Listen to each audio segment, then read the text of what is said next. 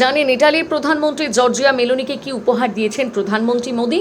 বিদেশের রাষ্ট্রনেতাদের ভারতের নানা সামগ্রী উপহার। কাকে কি দিয়েছেন?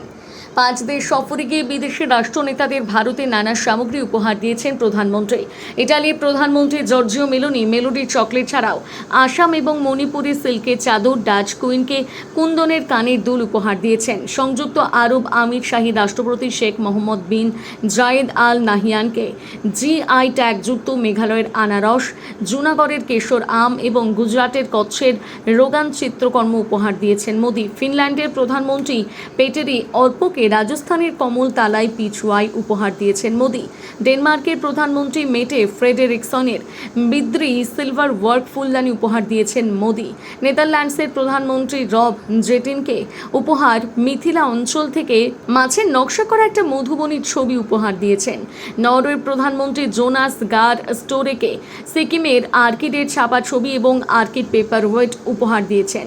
নরওয়ের রাজা পঞ্চম হ্যারানকে একটি রূপোর পালতোলা নৌকার মডেল উপহার দেন মোদি, যা তৈরি করা হয়েছে ওড়িশায়।